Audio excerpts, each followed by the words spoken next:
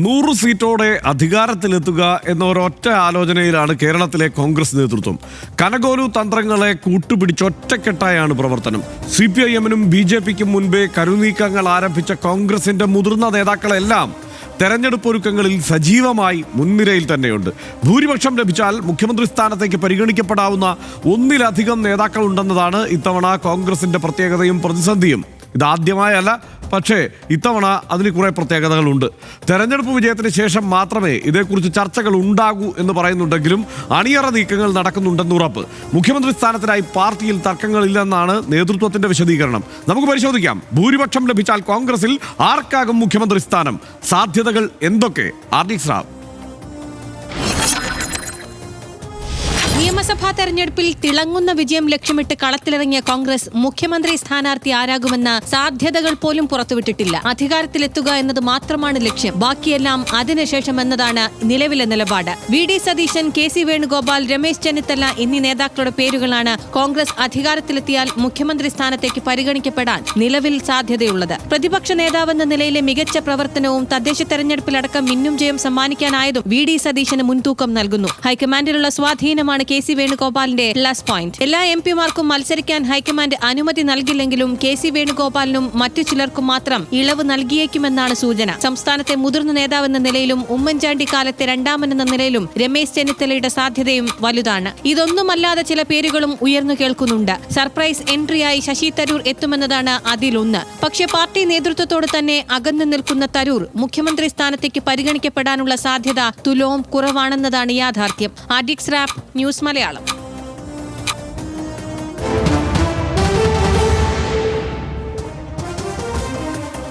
ആരൊക്കെയാണ് എന്ന് ചോദിച്ചാൽ, ഒന്നാമത് VD സതീശൻ.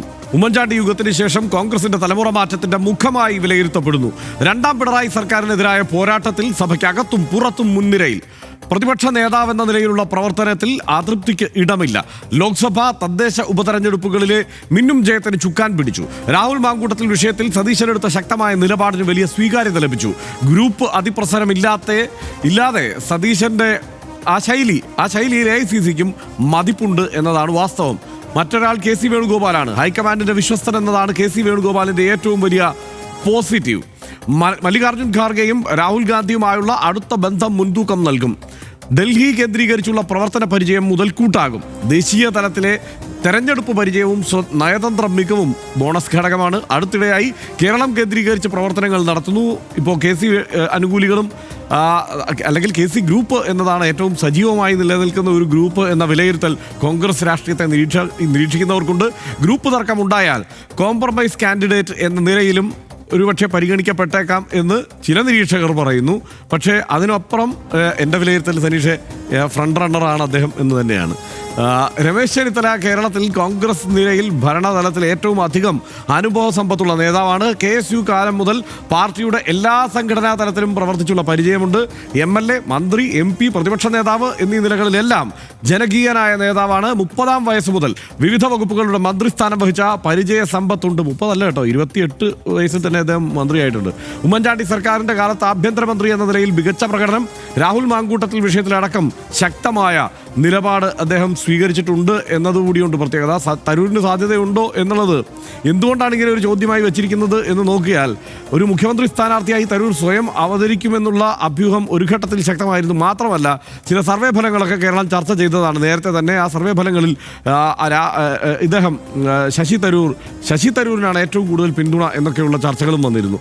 നേമത്ത് മത്സരിക്കുമെന്നും മുഖ്യമന്ത്രി സ്ഥാനാർത്ഥിയായി എത്തുമെന്നും ഒക്കെയുള്ള അഭ്യൂഹമാണ് നിലനിൽക്കുന്നത്. എന്നാൽ മുഖ്യമന്ത്രി സ്ഥാനം ലക്ഷ്യവെക്കുന്നില്ലെന്ന് തരൂർ AICC-യെ അറിയിച്ചതായാണ് ഇപ്പോൾ ലഭിക്കുന്ന വിവരം. വയനാട് നേതൃ ക്യാമ്പിലും ശശി തരൂർ വളരെ സജീവമായിരുന്നു. ആ ഐക്യം സംസ്ഥാനത്തെങ്കിലും വളരെ സജീവമായി പ്രകടമാക്കാൻ ശശി തരൂരിന് കഴിഞ്ഞിരുന്നു. സനീഷ്, ഇന്നിപ്പോൾ എന്തിനാണ് ഇങ്ങനെ ഒരു വിഷയം എന്നുള്ളതായിരിക്കും ചിലപ്പോൾ ആളുകൾ ആലോചിക്കുക. കാരണം പലതരത്തിലുള്ള ഒറ്റക്കെട്ടായ പ്രവർത്തനം നടത്തുമ്പോൾ തന്നെ ഭിന്നാഭിപ്രായങ്ങൾ. ഇപ്പോൾ വിസ്മയത്തിൻ്റെ കാര്യം, ഇദ്ദേഹം എന്താണ് VD സതീശൻ വിസ്മയം സംഭവിക്കുമെന്ന് പറയുമ്പോൾ ആ വിസ്മയത്തെ പതുക്കെ അങ്ങ് മാറ്റിവെക്കുന്നു ഒരു വിഭാഗം നേതാക്കൾ എന്നുള്ളത് നമ്മളിന്ന് പ്രകടമായി കണ്ടതാണ്.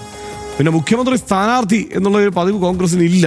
ചില ഘട്ടങ്ങളിലൊക്കെ ഇങ്ങനെ അപൂർവം ഉണ്ടാവാറുണ്ടെങ്കിലും എപ്പോഴും അതിനപ്പുറത്ത് തെരഞ്ഞെടുപ്പിന് ശേഷം മുഖ്യമന്ത്രിയെ തീരുമാനിക്കുക, പാർലമെന്ററി പാർട്ടിയിലെ ഭൂരിപക്ഷം എന്ത് എന്ന് നോക്കി മുഖ്യമന്ത്രിയെ തീരുമാനിക്കുക എന്നതാണ് കോൺഗ്രസിൻ്റെ പതിവ്. എങ്കിലും ഈ ഒരു ഘട്ടത്തിൽ കാരണം ഒരു തദ്ദേശ ഭരണ സ്ഥാപനങ്ങളിലെ തെരഞ്ഞെടുപ്പിലെ വിജയത്തിന് ശേഷമുള്ള ഒരു ആത്മവിശ്വാസത്തിൻ്റെ സാഹചര്യത്തിൽ കൂടി അവർ മുന്നോട്ട് പോകുമ്പോൾ അവരുടെ ഗ്രൂപ്പ് സമവാക്യങ്ങളെ കൂടുതൽ മുറുക്കി പിടിക്കാൻ അവർ നോക്കുന്നു. അവർക്ക് ഈ നേതാക്കന്മാർക്ക് പലർക്കും അവസാനം പാർലമെൻ്ററി പാർട്ടിയിലേക്ക് എത്തുമ്പോൾ കൂടുതൽ അംഗബലം അവകാശപ്പെടാൻ കഴിയുന്ന ഒരു സാഹചര്യം ഉണ്ടാവണമെന്ന് അവർ ആഗ്രഹിക്കുന്നു. അതിൻ്റെ പ്രവർത്തനം ആരംഭിച്ചിരിക്കുന്നു. ഈ സാഹചര്യത്തിൽ സനീഷ് എന്താ പറയാനുള്ളത്?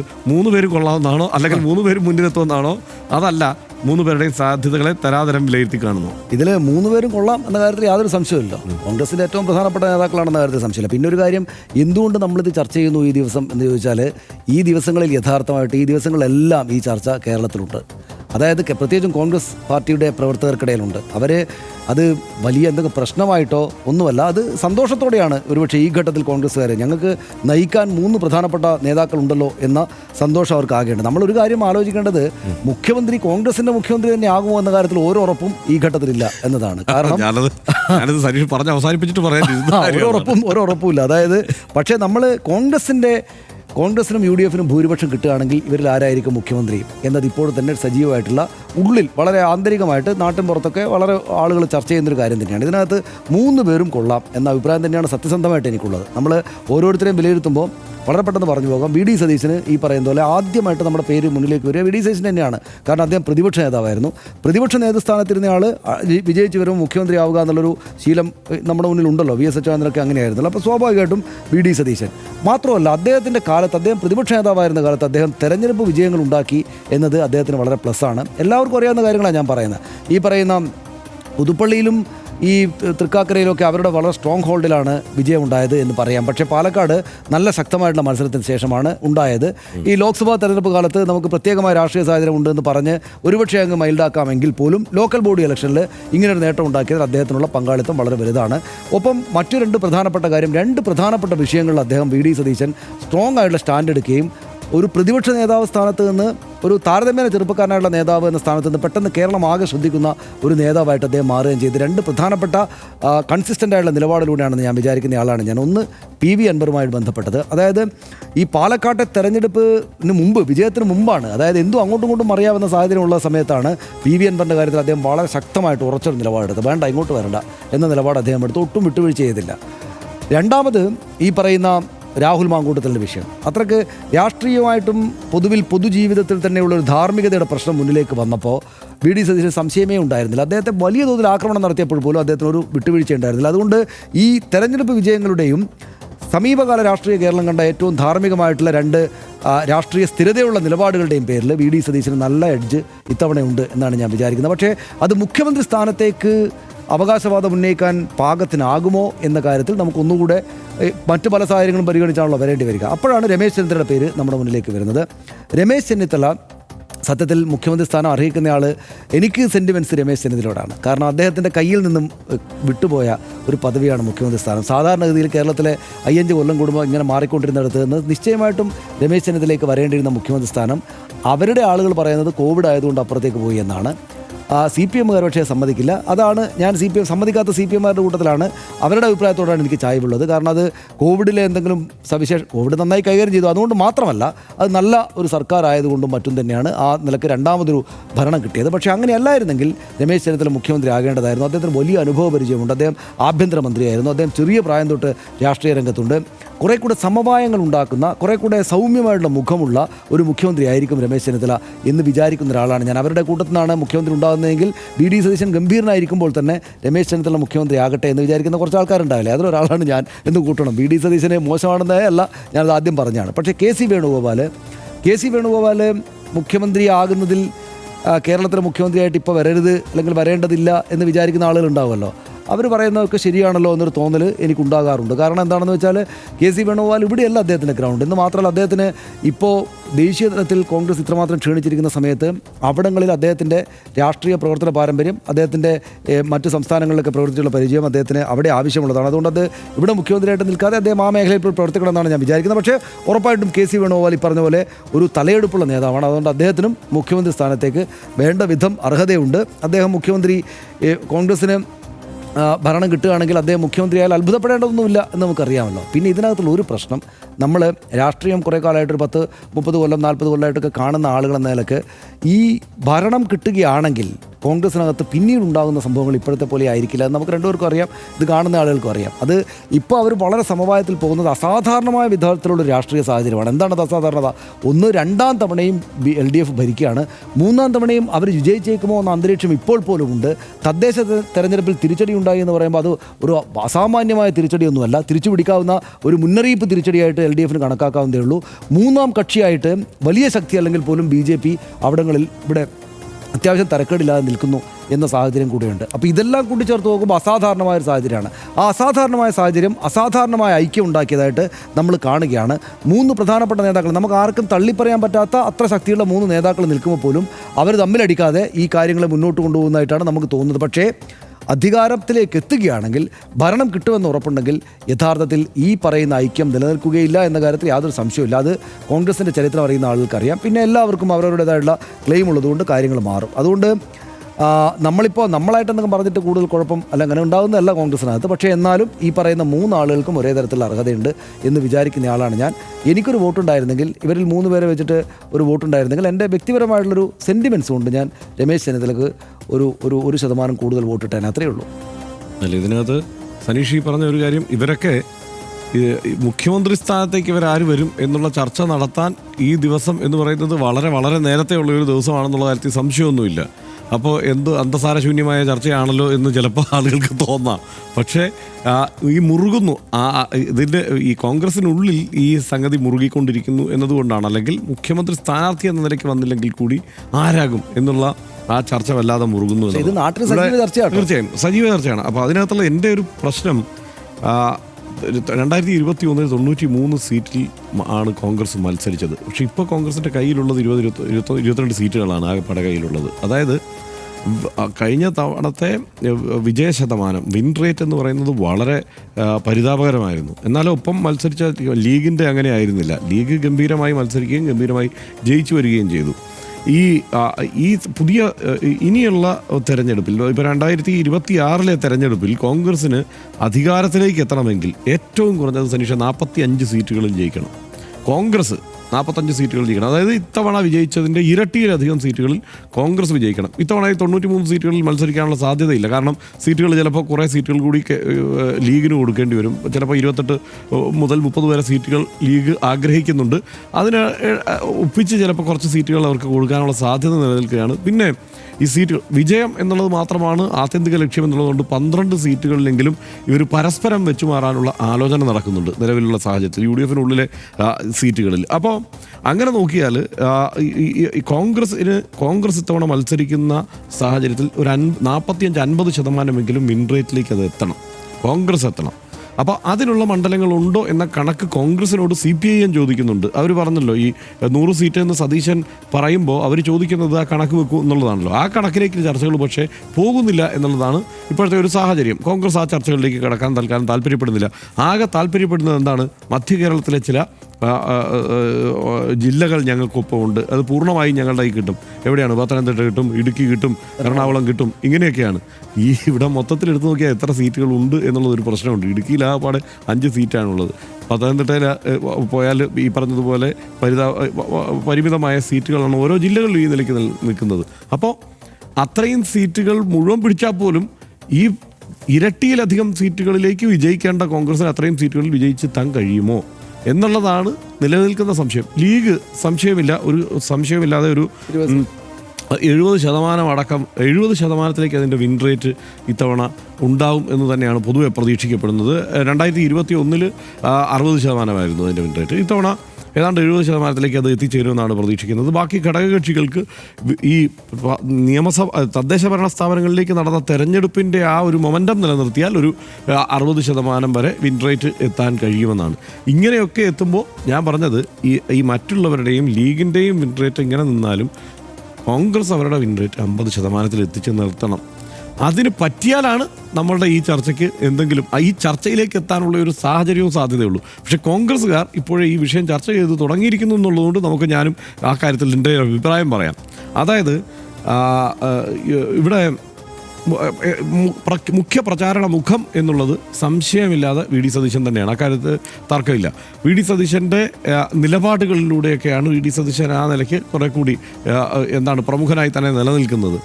വി ഡി സതീശൻ ഒരുപക്ഷെ രാഹുൽ മാങ്കൂട്ടത്തിൽ വിഷയം ഉണ്ടായില്ലായിരുന്നെങ്കിൽ കുറച്ചുകൂടി നേരത്തെ തന്നെ വി ഡി സതീശനെ ഇവർ നിഷ്പ്രഭനാക്കി കഴിഞ്ഞേനെ.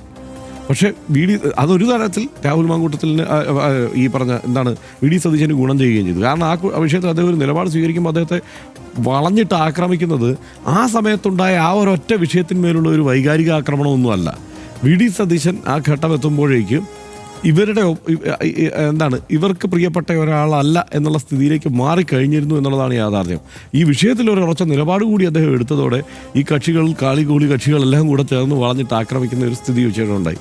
ഇപ്പുറത്ത് കെ സി വേണുഗോപാലിൻ്റെ സാഹചര്യം എന്താണെന്ന് നോക്കി കഴിഞ്ഞാൽ അദ്ദേഹം ഇവിടേക്ക് വരുന്നത് അദ്ദേഹം ദേശീയ ജനറൽ സെക്രട്ടറി ആയിട്ട് അദ്ദേഹം അവിടെ പ്രവർത്തനം കാഴ്ചവെച്ചു. ഞാനതിൻ്റെ ജയപരാജയങ്ങളെക്കുറിച്ചൊന്നും ഇപ്പം ഞാൻ കമൻറ്റ് ചെയ്യുന്നില്ല. പക്ഷേ ജനം വിലയിരുത്തുമല്ലോ. അദ്ദേഹം ദേശീയ ജനറൽ സെക്രട്ടറി, സംഘടനാ ചുമതലയുള്ള ജനറൽ സെക്രട്ടറിയായി പ്രവർത്തിച്ചതിന് ശേഷം അദ്ദേഹം വിജയിക്കുകയായിരുന്നോ പരാജയപ്പെടുകയായിരുന്നോ എന്നുള്ള വിലയിരുത്തൽ തീർച്ചയായും കേരളത്തിലേക്ക് തിരിച്ചു വരുമ്പോൾ ഉണ്ടാവും. ആ ചർച്ചകളുണ്ടാവും. പക്ഷേ കോൺഗ്രസിൻ്റെ രാഷ്ട്രീയമായതുകൊണ്ട്, അതിൻ്റെ ഗ്രൂപ്പ് സമവാക്യങ്ങളുടെ സ്വഭാവമായതുകൊണ്ട് അദ്ദേഹത്തിന് പാർലമെൻ്ററി പാർട്ടിയിൽ അദ്ദേഹത്തിന് ഭൂരിപക്ഷം ഉണ്ടായാൽ നിസ്സംശയം അദ്ദേഹം മുഖ്യമന്ത്രിയാകും എന്ന് നമുക്ക് ഉറപ്പിച്ച് പറയാം. പക്ഷേ കഴിഞ്ഞ തവണ ആർക്കായിരുന്നു പാർലമെൻ്ററി പാർട്ടിയിൽ ഭൂരിപക്ഷം? അത് രമേശ് ചെന്നിത്തലയ്ക്കായിരുന്നു. രമേശ് ചെന്നിത്തലയ്ക്ക് പാർലമെൻ്ററി പാർട്ടിയിൽ ഭൂരിപക്ഷം ഉള്ളപ്പോഴാണ് അദ്ദേഹം മാറ്റി നിർത്തപ്പെട്ടത്. അതായത് കഴിഞ്ഞ കോൺഗ്രസിൻ്റെ കാര്യത്തിൽ അദ്ദേഹം പ്രതിപക്ഷ നേതാവാകേണ്ടത് അദ്ദേഹമാണ്. പാർലമെൻ്ററി പാർട്ടിയിൽ ഭൂരിപക്ഷമുള്ള ആൾ പ്രതിപക്ഷ നേതാവ്, ഈ പറഞ്ഞ മുഖ്യമന്ത്രി അല്ലെങ്കിൽ പ്രതിപക്ഷ നേതാവ്. ഈ ചർച്ചയെ മുഖ്യമന്ത്രി എന്ന് തന്നെ നമ്മൾ ഈ ഘട്ടത്തിൽ ചർച്ച ചെയ്യുന്നതുകൊണ്ടാണ് കോൺഗ്രസ്സുകാർ ഒരു തെരഞ്ഞെടുപ്പിനെ നേരിടാൻ നിൽക്കുന്നു. അപ്പോൾ അവരുടെ ചിന്തയ്ക്കൊപ്പമാണ് നമ്മൾ പോകുന്നത്. അതുകൊണ്ടാണ്. അപ്പോൾ അവർ കഴിഞ്ഞ തവണ രമേശ് ചെന്നിത്തലയെ പരിഗണിച്ചില്ല പ്രതിപക്ഷ നേതൃസ്ഥാനത്തേക്ക്. എന്നാൽ ഈ രണ്ട് സർക്കാരിൻ്റെയും കാലത്ത് വന്ന ആരോപണങ്ങളുടെ സ്വഭാവം ഒന്ന് സനീഷ് നോക്കി. കഴിഞ്ഞ സർക്കാരിൻ്റെ കാലത്ത് അടിസ്ഥാനമില്ലാത്ത കുറേ ആരോപണങ്ങൾ വന്നു. ഈ പറയുന്ന ബിരിയാണി ചെമ്പിലെ സ്വർണ്ണം അടക്കമുള്ള അബ്സേർഡായിട്ടുള്ള ഒരു കെട്ട് ആരോപണങ്ങൾ വരുന്നു. അതൊക്കെ അതിൻ്റെ ഉറവിടം അല്ലെങ്കിൽ അത് ഉണ്ടാക്കിയെടുക്കുന്നത് എൻഫോഴ്സ്മെൻറ്റ് ഡയറക്ടറേറ്റോ അങ്ങനെയുള്ള സംവിധാനങ്ങളോ ഒക്കെ ആണെങ്കിൽ അതിൻ്റെ ഇവിടുത്തെ ഗുണഭോക്താക്കൾ സ്വാഭാവികമായിട്ടും കോൺഗ്രസ് ആയിരുന്നു. ആ ആരോപണങ്ങളൊക്കെ വന്നു എന്നുള്ളത് വാസ്തവമാണ്. പക്ഷേ അതിനപ്പുറം കുറേയേറെ ആരോപണങ്ങളിൽ ഒരു തിരുത്തൽ ശക്തിയായി രമേശ് ചെന്നിത്തല ഉണ്ടായിരുന്നു. പല വിഷയങ്ങളും, ഇപ്പോൾ സ്പ്രിംഗ്ലർ ആണെങ്കിൽ അതല്ലാതെ മറ്റു പല വിഷയങ്ങളിലും സർക്കാർ ഒരു ചുവട് പിന്നിലേക്ക് നിന്നിട്ട് അടുത്ത ഘട്ടത്തിലേക്ക് കടക്കാൻ നിർബന്ധിതരായത് രമേശ് ചെന്നിത്തലയുടെ നിലപാട് കൊണ്ടും അദ്ദേഹം കൊണ്ടുവന്ന വിഷയങ്ങളും ഉണ്ടാകും. പക്ഷേ കോൺഗ്രസ്സുകാർ രമേശ് ചെന്നിത്തലയുടെ ഒപ്പം നിന്നില്ല എന്നുള്ളത് മറ്റൊരു വാസ്തവമാണ്. തെരഞ്ഞെടുപ്പ് പരാജയത്തിൽ ആകെ അന്തം വിട്ട കോൺഗ്രസ്സുകാർ ഈ പറയുന്നത് പോലെ രൂക്ഷമായി. ഇത്തവണ വി ഡി സതീശനെ ആക്രമിച്ച അതേ കക്ഷികൾ നേരെ രമേശ് ചെന്നിത്തലയെ അന്ന് ആക്രമിക്കുന്നു. അതിൻ്റെ ഗുണഫലം തീർച്ചയായും വി ഡി സതീശന് ലഭിക്കുന്നു. അദ്ദേഹം മുന്നോട്ട് വി ഡി സതീശന് അർഹനാണ്. കാരണം എന്താ വെച്ചാൽ 2011 അദ്ദേഹം മന്ത്രിയാകുമെന്ന് പ്രതീക്ഷിച്ചു. അദ്ദേഹവും ടി എൻ പ്രതാപനും ഒരു മന്ത്രി സ്ഥാനത്തുനിന്ന് മാറ്റി നിർത്തിയപ്പോൾ തന്നെ അത് വലിയ പൊട്ടിത്തെറികൾക്കൊക്കെ കാരണമായിരുന്നു ആ ഘട്ടത്തിൽ തന്നെ. ഇപ്പുറത്ത് പക്ഷേ രമേശ് ചെന്നിത്തലയുടെ കാര്യം എടുത്ത് നോക്കിയ സനീഷ് എന്താ, രമേശ് ചെന്നിത്തലയുടെ കൂടെ പണിയെടുത്ത് വന്ന മുഴുവൻ പേരും മുഖ്യമന്ത്രിമാരൊക്കെ ആയി നേരത്തെ തന്നെ. അദ്ദേഹം ദേശീയ നേതാവായി പണിയെടുക്കുന്ന കാലത്ത് മമതാ ബാനർജി ഒക്കെ രമേശ് ചെന്നിത്തലയുടെ ഒപ്പം സെക്രട്ടറിമാരായി ഇരുന്ന ആളുകളാണ്. അവരൊക്കെ മുഖ്യമന്ത്രിമാരായി എത്ര നാളായി തുടരുന്നു. അപ്പോൾ അങ്ങനെ ഒരു സാഹചര്യം ഉള്ളപ്പം തീർച്ചയായും രമേശ് ചെന്നിത്തലയ്ക്ക് അത് അനുകൂലമായി വരേണ്ടതാണ്. അതൊക്കെ ഈ അദ്ദേഹത്തിൻ്റെ അനുഭവ പരിചയമൊക്കെ. മറ്റൊരു കാരണം കൂടിയുണ്ട്. വി ഡി സതീശനും രമേശ് ചെന്നിത്തലയും എടുക്കുമ്പോൾ ഒരു UDF സർക്കാരിൻ്റെ ഒരു തലത്തിലേക്കാണ് കാര്യങ്ങൾ പോകുന്നതെങ്കിൽ, ഇപ്പോൾ പണ്ട് സമുദായ സംഘടനകളെയൊക്കെ എതിർത്ത് നിന്നുകൊണ്ട് AK ആൻ്റണി മുഖ്യമന്ത്രിയായിട്ടുണ്ട്. പക്ഷേ ആ കാലം അല്ല ഇപ്പോൾ പോകുന്നതെന്നുള്ളത് കൊണ്ട് തന്നെ അന്തിമഘട്ടത്തിലൊരു തീരുമാനത്തിലേക്ക് എത്തുമ്പോൾ സാമുദായിക സംഘടനകളുടെ അടുപ്പക്കാരൻ എന്ന് പറയുന്നത് രമേശ് ചെന്നിത്തലയാണ്.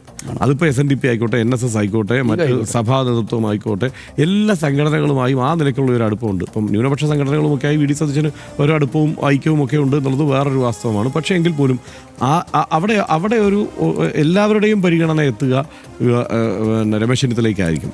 ഹൈക്കമാൻഡിൻ്റെയും ഗ്രൂപ്പിൻ്റെ ശേഷി കൊണ്ടുള്ള പാർലമെൻ്ററി പാർട്ടിയിലെ ആധിപത്യത്തിൻ്റെയും ഒക്കെ പിന്തുണ ഇല്ലെങ്കിൽ ഈ തെരഞ്ഞെടുപ്പ് കഴിയുമ്പോഴേക്ക് കെ സി വേണുഗോപാലിന് പ്രതിപക്ഷ നേതാവോ മുഖ്യമന്ത്രിയോ ആകാൻ കഴിയില്ല. ഈ പിന്തുണ കിട്ടിയില്ലെങ്കിൽ അതല്ലാതെ ഒരു സ്വാഭാവിക നീതി എന്ന മട്ടിൽ നടപ്പാവുകയാണെങ്കിൽ മറ്റ് രണ്ട് ചോയ്സാണുള്ളത്, രമേശ് ചെന്നിത്തലയും വി ഡി സതീശനും. അവിടെ ഈ അധിക യോഗ്യതയുണ്ടല്ലോ, നമ്മൾ നേരത്തെ പറഞ്ഞ സാമുദായിക സംഘടനകളുമായിട്ടൊക്കെയുള്ള അടുപ്പവും അനുഭവ പരിചയവും, പിന്നെ പഴയ ഗ്രൂപ്പിൻ്റെ ഒരു ഐക്യപ്പെടലും ഒക്കെ ഉണ്ടാവുകയാണെങ്കിൽ ഒരു പക്ഷേ രമേശ് ചെന്നിത്തലയിലേക്ക് പോയേക്കാം, അല്ലെങ്കിൽ വി ഡി സതീശനിലേക്ക്, പുതിയ നേതാവ് എന്ന നിലയ്ക്ക് വി ഡി സതീശനിലേക്ക് പോയേക്കാം. അങ്ങനെ എന്ത് സംഭവിക്കാവുന്ന ഒരു തലത്തിലേക്ക് കോൺഗ്രസിന്റെ രാഷ്ട്രീയം എത്തി നിൽക്കുന്നു എന്നുള്ളതാണ് ഇപ്പോഴത്തെ സാഹചര്യം. ജയിക്കണം കേട്ടോ, ജയിച്ചാൽ, അല്ലെങ്കിൽ പ്രതിപക്ഷ, ഞാൻ അങ്ങനെ തന്നെ പറഞ്ഞത്, നമ്മൾ ചർച്ച തുടങ്ങിയത് മുഖ്യമന്ത്രി എന്നാണ്. മുഖ്യമന്ത്രിയോ പ്രതിപക്ഷ നേതാവോ ഭൂരിപക്ഷം കിട്ടിയാൽ ആരാകണം മുഖ്യമന്ത്രി എന്നത് കൂട്ടായ നേതൃത്വം തീരുമാനിക്കുന്നത് കോൺഗ്രസ് ആവർത്തിച്ച് വ്യക്തമാക്കുന്നുണ്ട്. കേരളത്തിലെ നിലവിലെ രാഷ്ട്രീയ സാഹചര്യത്തിൽ അതിന് സാധ്യത കൂടുതൽ വി ഡി സതീശനാണെന്ന് ഈ കൂട്ടായ നേതൃത്വത്തിന് തന്നെ അറിയാം. അക്കാര്യം കൂടുതൽ വ്യക്തമായി അറിയാവുന്ന രമേശ് ചെന്നിത്തല അതുകൊണ്ട് തന്നെ കുറെ കൂടി ശക്തമായി കരുനീക്കങ്ങൾ നടത്തും. കേന്ദ്രത്തിൽ നിന്ന് പണ്ട് ആന്റണി വിമാനം കയറി വന്നൊരു ക്രാഷ് ലാൻഡിങ് നടത്തി. അതുപോലെ കെ സി വേണുഗോപാൽ സജ്ജമാണ്. കെ സി അങ്ങനെ ക്രാഷ് ലാൻഡിങ്ങിനൊന്നും അല്ല കേട്ടോ സജ്ജമായിരിക്കുന്നത്. അദ്ദേഹം വളരെ നേരത്തെ തന്നെ റീൽസ് ഇട്ട് തുടങ്ങിക്കഴിഞ്ഞു. ഇരിക്കൂർ സീറ്റിനെ ചുറ്റിപ്പറ്റി ഒട്ടേറെ അഭ്യൂഹങ്ങളുണ്ട്. ഭൂരിപക്ഷം കിട്ടിയാൽ വീണ്ടും ഒരു ഉപതെരഞ്ഞെടുപ്പ് ഇരിക്കൂറിൽ ഉണ്ടായേക്കുമെന്നുള്ള ചർച്ചകൾ വേറെ സജീവമായി നടക്കുന്നുണ്ട്. ഇതൊക്കെയാണ് ഇപ്പോഴത്തെ സാഹചര്യം. എന്തായാലും ആ നിലയ്ക്ക് കെ സി വേണുഗോപാലും സജ്ജനാണ്.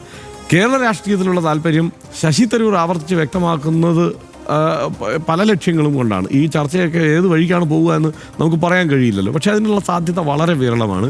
പാർട്ടിക്കുള്ളിൽ വെയിറ്റേജ് സതീശനാണെന്നിരിക്കെ തന്നെ അദ്ദേഹത്തിന് SNDP, NSS, മറ്റ് ക്രൈസ്തവ സഭകൾ തുടങ്ങി സാമുദായിക സംഘടനകളുടെ പിന്തുണ കുറവാണ് എന്നത് ഏത് വിധത്തിൽ അന്തിമഘട്ടത്തിൽ സ്വാധീനിക്കും എന്നതും നമ്മൾ കണ്ടറിയണം.